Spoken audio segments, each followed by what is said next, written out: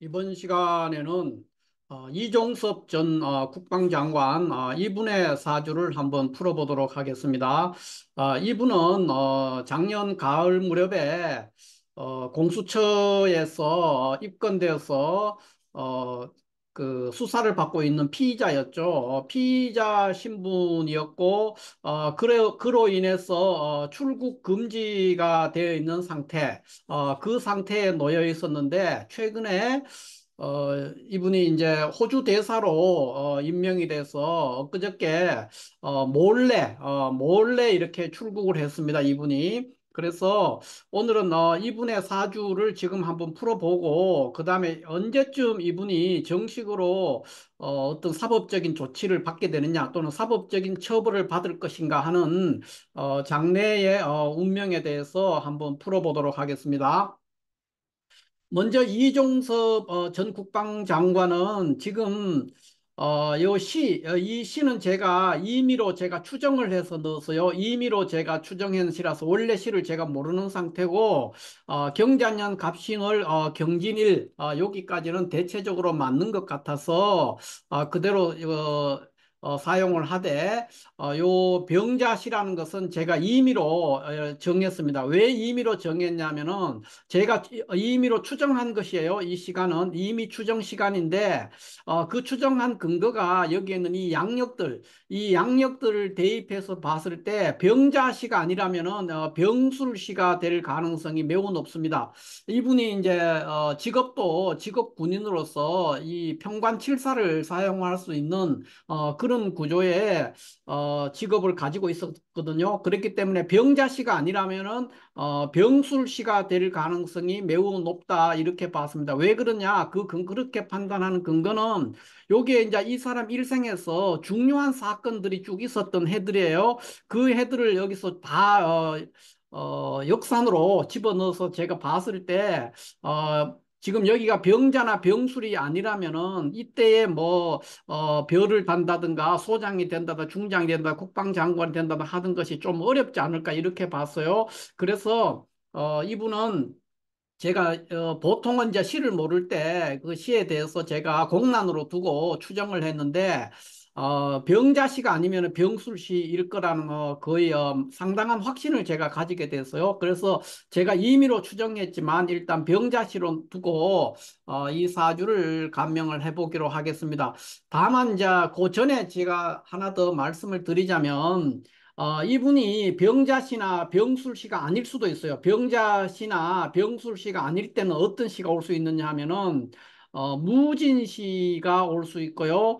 그 다음에 이모시 이런 시가 올 수 있어요. 무진이나 이모 이런 것들이 오게 되는데 이런 것들은 오게 되면 이제 어떤 거냐 하면은 격국이 일반 격국이 아니고 특수격 사주가 됩니다. 특수격 그러니까 뭐냐면 잡격 사주라는 거예요.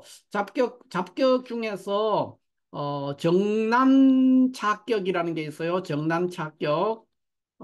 정남차격이라는 격국이 있는데 아주 특수한 격국이 되겠습니다. 물론 정남차격이 구성만 제대로 된다면 대귀한 격이 될 수가 있는데 만약에 이 시가 병자시가 아니라면은 무진시나 또는 이모시 무진시생이나 그 아침 8시 무렵이나 12시쯤에 태어났을 수도 있어요. 그렇게 되면은 이제 이 사주는 정난차격이 되는 것이죠. 특수격 사주입니다. 잡격으로서 정난차격을 구성하는 그런 구조가 되는데 전반적으로 봤을 때 여기에 있는 이 운들을 제가 대입해서 살펴봤을 때는 정난차격의 가능성보다는 그냥 병자시나 병술시가 아닌가 하는 의구심이 굉장히 많이 들었고 그래서 시를 제가 병자시라고 두고 감명을 하도록 하겠습니다.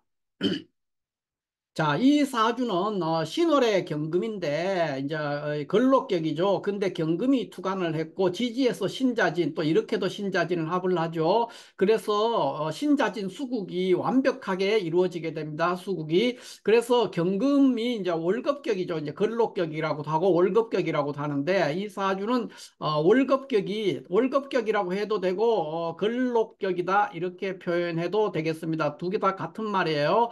그래서 이 사주 사주를 이제 굳이 정확하게 하면 걸록격인데 월급격이라도 차이가 없다는 거 요거를 명심해 주시고 월급격이 신자진 수국을 이루는 임수 식신을 보게 되는 겁니다. 식신과 이 월간에 있는 간목 편제와 시간에 있는 병화 칠사를 보는 구조가 돼서 월급격이 궁극적으로 식신생제 재생살에서 원국은 파격에 귀결된다. 그러니까 월급격이 식신생제 재생살에서 파격이다. 이렇게 볼 수가 있습니다. 그러나 이것은 일반 격국의 파격과 조금 차이가 있습니다. 왜 그러냐면은 만약에 병자시나 병술시가 된다면은 특히 뭐 병자시다 이렇게 되면은 이 병화가 지지에 전혀 통근하지 못한 상태예요. 그런 상태라서 이 사주가 수국이 굉장히 강한 상태이기 때문에 지지에 수국이 신자진, 이렇게도 신자진, 이렇게도 신자진 수국을 이루고 있기 때문에 병화를 월급격이지만 충분히 어느 정도 제복을 할 수 있는 구조이기 때문에 격은 조금 떨어지지만, 뭐, 우리가 굳이 말하면은 월급격의 파격이라고 할 수밖에 없지만은, 보기에 따라서는 월급격에 식신대살에서 격국이 이루어졌다 이렇게도 볼 수 있습니다. 그러니까 월급격의 칠살식재격이라 칠살식재다 이렇게 표현할 수가 있다는 거죠.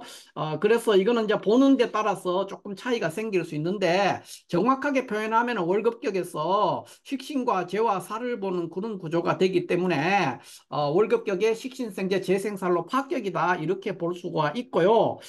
또 다르게 본 시각에서는 이제 이 병화의 힘이 굉장히 세력이 약하다는 것과 또 이 신자진 수국에 했는 임수가 용신이란 말이에요. 월급이 이제 격이고 월급격에서 임수를 용신으로 쓰고 있는 그런 구조가 되기 때문에 이것은 이제 겸격으로 월급격의 식신이 주도적인 일을 하게 되기 때문에 굉장히 강력한 식신이에요. 그래서 이 강력한 식신이 병화를 제복할 수 있다 이렇게 볼 수도 있습니다. 그래서 미묘한 차이가 있는데 보기에 따라서는 약간 격이 떨어지지만은 월급격의 칠살식재로 성격이라고 할 수도 있고 뭐 그냥 공식적으로만 대입하면 월급격의 식신생재 재생살로 파격이다 이렇게 볼 수도 있겠습니다.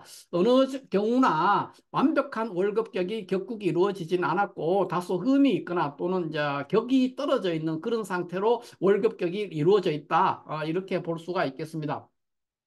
그러면 이 사주의 가장 큰 문제가 뭐냐면 이 월간에 있는 재성이 가장 큰 문제가 됩니다. 얘가 없으면은 이 간목이 없으면은 신자진 수국을 했는 이 수국 임수가 칠사를 제복할 수가 있어서 아주 귀격으로 될 수 있는데 이 월간에 있는 간목 때문에 식신생재 재생살로 귀결돼 버릴 수가 있단 말이에요. 그래서 칠살이 제대로 잘 제복이 안 되는 그런 상황에 놓여질 수가 있기 때문에 그래서 격국이 떨어지고 격의 가치가 떨어지고 합격으로 마무리가 돼버릴 수 있는 그런 구조를 가지고 있습니다. 그래서 이 사주는 운에서 이제 이렇게 되면 원사주는 어느 정도 뭐 성격이라 그래도 흠 있는 성격이고 파격이라 그래도 완전한 파격은 아니지만은 파격으로 근처에 파격과 성격의 근처에 있는 그런 구조라는 거죠. 그래서 이 사주는 운에서 이 간목을 제거하는 운을 만났을 때 가장 빛나는 성공을 이루어낼 수 있다 이렇게 볼 수 있죠. 왜냐하면 월급격이니까 일간이 충분히 강해요. 일간이 강한 데서 칠살식재를 하고 있기 때문에 이 간목이 제거되는 운에 굉장히 발복할 수 있기 때문에 기축대운부터 본격적인 발복을 한다 이렇게 볼 수가 있죠. 기축대운에 이제 기토가 와서 간목을 제거하게 되면은 신자진 수국이 칠사를 제복하게 되는 것이죠. 그래서 완벽한 격국이 이루어지니까 이 46세, 7세 이후에 굉장히 높은 계급 그러니까 고위층으로 승진을 하던 좋은 자리로 가서 발복할 수 있는 그런 구조를 갖추고 있다 이렇게 볼 수가 있습니다. 그리고 이 사주에서는 이 간목도 병이지만은 이렇게 이 을목도 마찬가지죠. 목기가 오면은 다 불리한 거예요. 이 구조는 운에서 목을 만나거나 병정을 만날 때도 굉장히 불리한 구조가 되겠습니다. 그래서 그럴 때마다 별로 좋은 모습을 볼 수가 없습니다. 그래서 아마도 이 무자 때는 그냥 한 반쯤 그러니까 반길 반용한 그런 구조가 되는데 그러나 이때부터 서서히 발전을 하기 시작해서 기축, 경인, 신묘 이렇게는 계속해서 발전할 수 있는 그러한 운에 놓여 있습니다. 원사주는 완전한 성격도 완전한 파격도 아닌 그런 구조다. 또는 그 월급격이 식신생제 재생살로 파격의 근처에 있다. 이렇게 볼 수도 있고 또는 월급격이 식신대살해서 격국이 이루어졌다. 이렇게 볼 수도 있는 약간 애매한 경계선에 있는 그런 구조의 사주다. 이렇게 볼 수가 있겠습니다. 아무튼 간에 이분이 이제 몰래 도망치듯이 지금 호주에 그 대사로 지금 출국을 몰래 언론을 피해서 몰래 도망가듯이 호주로 갔죠. 그렇게 됐다면은 이분의 지금 운세가 어떻게 될 거냐 했을 때 지금 금년 갑진년이에요. 이 갑진년은 아마도 그 이분이 굉장히 고단하고 피곤하고 여러 가지 관제 구설에 노출돼서 고생은 하겠지만 그러나 지금 경인대운 갑진년이기 때문에 그렇게 많은 대패가 나지는 않습니다. 그러나 많은 언론에 오르내리거나 사람들의 입에 오르내려서 본인은 내내 어떤 심적인 많은 심적 갈등과 고통 속에서 시간을 보낼 것은 분명하지만 갑진년의 어떤 사법적인 처리 또는 관제 구설에 구설에는 노출되죠. 구설. 그러나 관제라는 그런 부분들, 어떤 그 사법적인 처리의 위험에는 잘 노출되지 않을 거라고 이렇게 봅니다. 그런데 이분이 내년 같으면은 내년에는 이제 을사년이 되지 않습니까?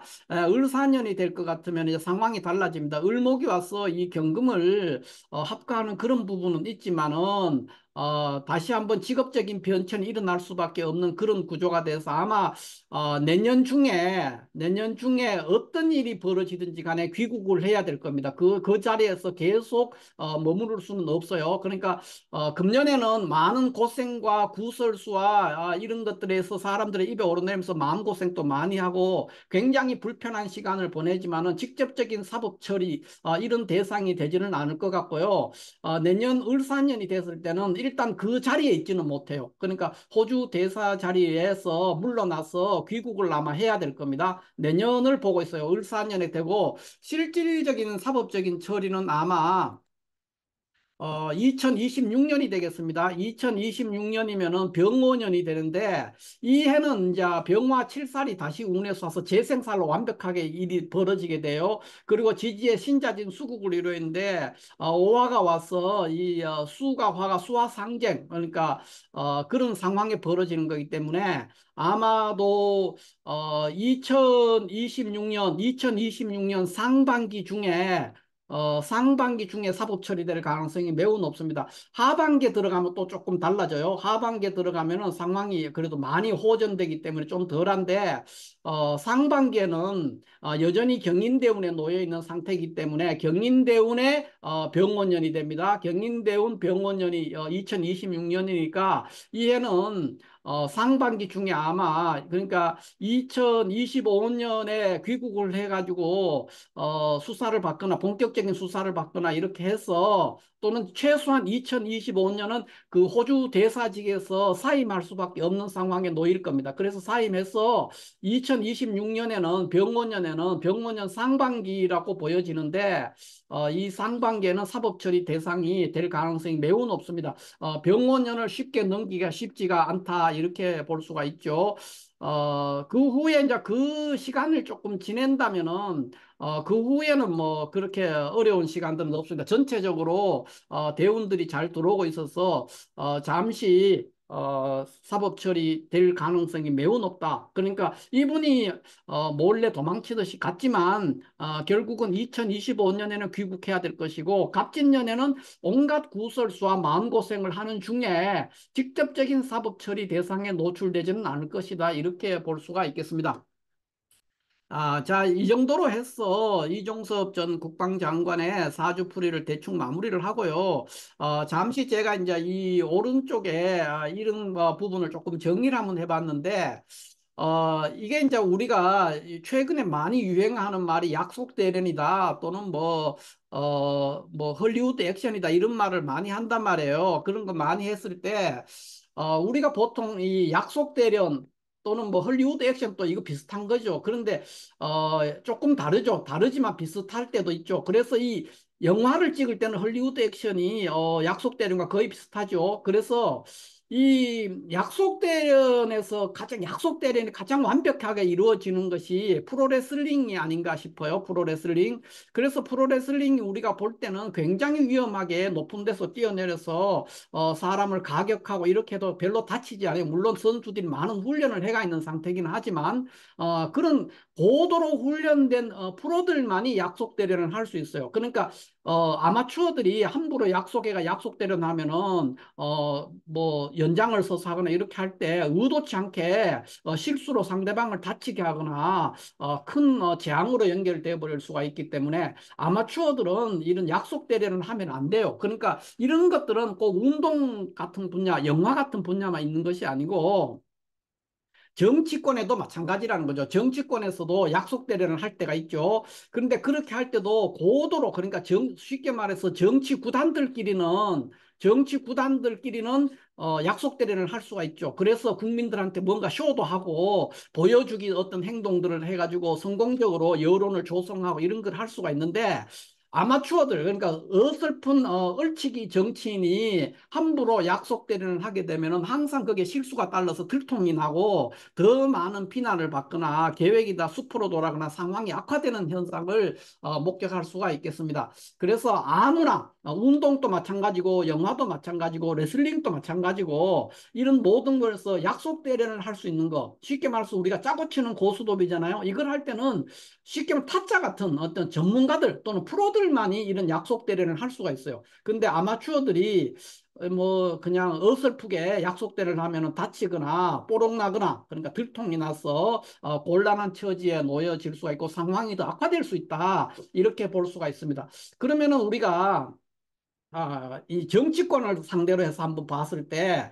약속 대련이 이렇게 실패했는 사례와 성공했는 사례를 나누어서 한번 볼 수가 있어요. 그러면 저 첫 번째 보면은 역사적으로 첫 번째 요거는 중국에서 일어난 거예요. 요 약속 대련 실패 사례인데 이것은 뭐냐 하면은 이 중국의 연나라라는 게 있었는데 이 연나라라는 것은 위치가 어디에 있었냐 하면요. 이렇게 있으면은 이렇게 있으면 뭐 여기가 한국이에요. 여기가 한국이라면은 여기가 산둥반도예요. 산둥반도가 있고 여기가 이제 바레만이라 치면 여기에 있었어요. 여기에 연나라가 있었어요. 그러니까 지도상으로 다시 제가 지도를 한번 잘 못 그렸는데 다시 한번 조금 더 한번 그려볼게요. 어,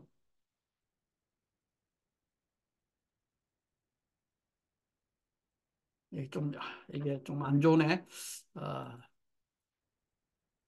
다시요. 음.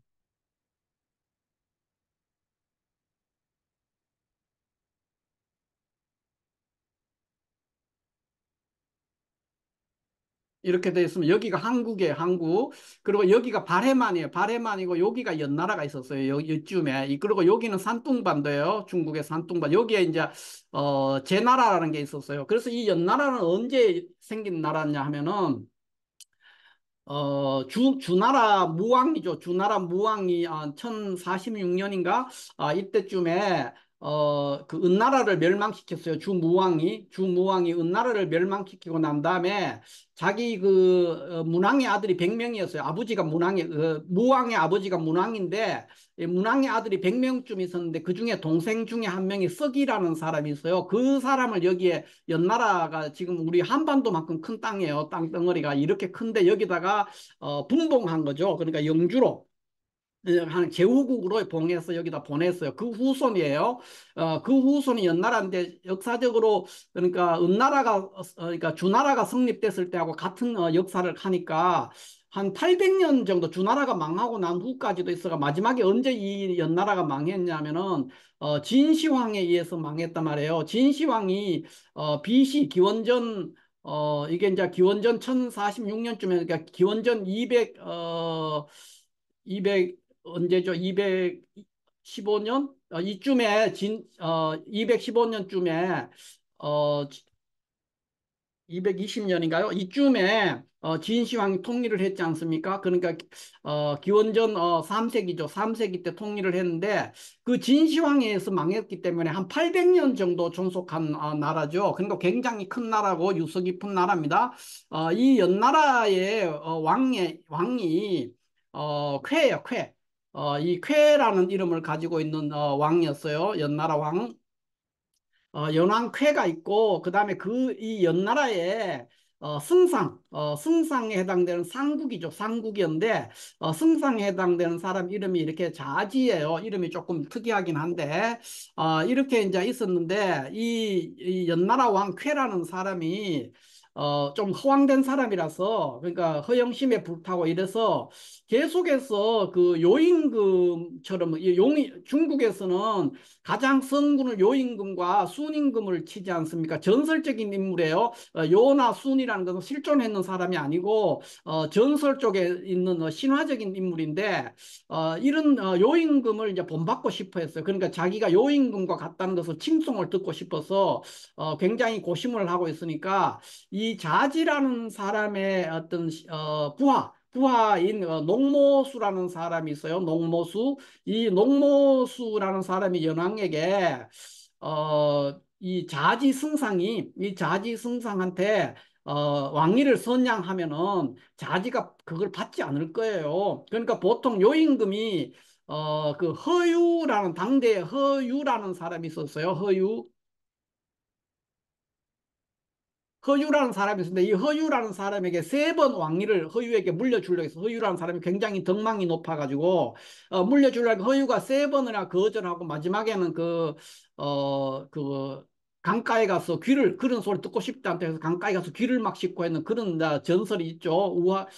전설 같은 신화 같은 얘기가 있는데 그 요임금의 이 요임금과 허유와의 관계를 빗대면서 농모수가 이제 연왕에게 얘기를 해요. 자기네 왕에게 승상자지에게 왕위를 물려주면은 승상자지가 절대로 그걸 받지 않을 거예요. 그러면 이제 거절을 할 거 아니에요. 그러면 연왕은 요임금처럼 왕위를 막 이렇게 물려주려고 했다가 거절을 된 거 이러니까 요임금처럼 비슷하게 되지 않습니까? 그래서 그거를 이제 믿고는 연왕패가 승상자지에게 왕위를 물려줬어요. 그러면 이제 시나리오대로 하면은 이 자지가 거절을 해야 돼요. 사양해야 되는 거예요.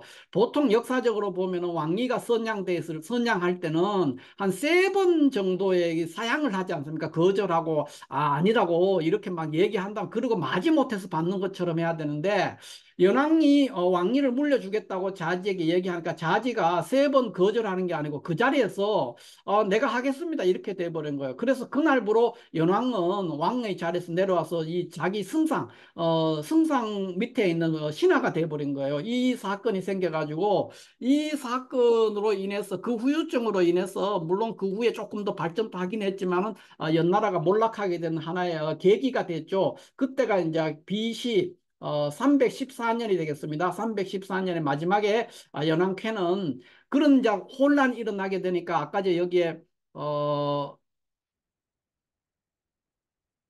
이렇게 했으면 산둥반도에 있던 제나라가 여기에 있는 연나라를 쳐들어가요. 그 혼란 중에. 그래가지고 여기 이제 작사를 냈는데 그 와중에 연왕캐는 자살을 했고 이 자지라는 승상은 거열형에 처해져서 온 사지가 찍히는 형이죠. 형벌이죠. 그래서 다 죽임을 당했어요. 그런 건데 이것도 하나의 뭡니까? 아마추어들이 어설픈 약속 대련을 하다가 실패한 사례다. 이렇게 가장 역사적으로 약속 대련의 실패의 대표적인 사례로 저는 이 연왕쾌와 자지의 왕위 선양의 사건, 이 사건을 약속대련의 실패 사례로 제 입장에서는 그렇게 한번 꼽고 싶어요. 그 다음에는 최근에 우리나라의 약속대련을 보면은 윤석열 대통령과 한동훈 비대위원장 사이에 보면은 그 김건희 여사의 그 디올백과 또 도이치모터스 주가 조작 사건이 있지 않습니까? 이 사건 관련해서 한동훈 비대위에서 뭐라고 해가지고 윤석열 대통령이 사퇴해라 뭐 이렇게 해가지고 사퇴 안 한다 이렇게 해서 사퇴 공방이 지난 금년 1월에 있었지 않습니까?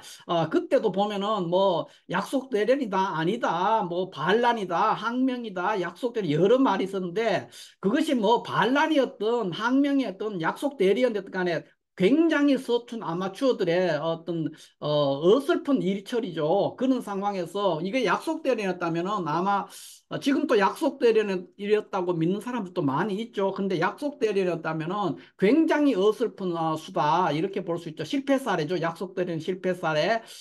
또 하나는 최근에 이제 엊그저께 일어난 이종섭 장관이 몰래 출국한 사건인데 뭐 몰래 출국을 하든 알게 출국하든 그게 중요한 게 아니고 이분이 출국 금지가 수사 대상에서 피의자로 입건돼 있고 이분이 이종섭 장관이 현재 피의자로 공수처 입건이 돼 있단 말이에요. 수사 대상이에요. 그리고 출국이 금지돼 있어요. 그러면 이런 거는 정부에서는 금방 알 수 있는 거잖아요. 그러면 그런 출국 금지 조치를 몰래 또는 뭐 미리 해제를 시켜놓고 하면은 이렇게 뉴스가 안 될 텐데 그런 출국 금지 자체를 손발이 안 맞은 거죠. 그러니까 법무부와 그러니까 용산 대통령실과 법무부와 또 뭐 공수처 그다음에 그 출입국 관리소 뭐 이런 데 전혀 손발이 안 맞은 거예요. 일종의 약속 대련의 실패 사례라고 볼 수가 있겠습니다. 아주 어설픈 아마추어 같은 행위를 하다가 굉장히 사건이 커져가 있고 당사자도 또 굉장히 어려운 상황으로 지금 굉장히 뭐 눈덩이처럼 사건이 커져 있죠. 어려운 상황에 놓인 게 전부 다 뭐냐 아마추어의 약속되는 실패살이다 이렇게 볼 수가 있겠습니다. 그 다음에 약속 대련이 성공한 사례. 노태우 전 대통령의 6.29 선언, 이거는, 지금 또 뭐 왈가왈부할 정도로 거의 완벽한 어떤 약속 대련이 성공한 사례다. 이렇게 볼 수가 있겠습니다. 그때 뭐 당시에 사람들이 긴가민가 했지만 굉장히 완벽했거든요. 이런 것들은 뭐냐면은, 전두환 씨나 노태우 전 대통령 이런 사람들이 굉장히 정치력이 있었다는 거예요. 나름 이 쿠데타 세력이지만은 나름대로 프로 기질이 있었다는 거죠. 그랬기 때문에 이게 약속되는 6.29 선언이 성공해서 노태우 씨가 대통령이 될 수 있었던 것이죠. 이런 것처럼 약속대련은 아무나 하는 게 아니라는 거죠. 아마추어들이 프로 흉내 내 사다 보면 사람 다치고 죽게 됩니다. 그래서 조심해야 되는데 굉장히 어설픈 약속대련을 한 케이스가 중국의 역사적으로 동양의 역사로 아마 이게 처음일 거예요. 자지와 연왕 사이의 왕위 선양의 문제. 이럴 때 연왕이 준다 그러니까 덥석 받아버린 거예요. 세 번 사양할 줄 알고 얘기를 했는데 이런 케이스. 그다음에 윤석열 대통령 한동 사이 서로 사퇴 공방했던 거 이것도 굉장히 어설픈 거고 이종섭 장관이 출국하는 것도 출국 금지되어 있는 거 자기들이 다 알잖아요.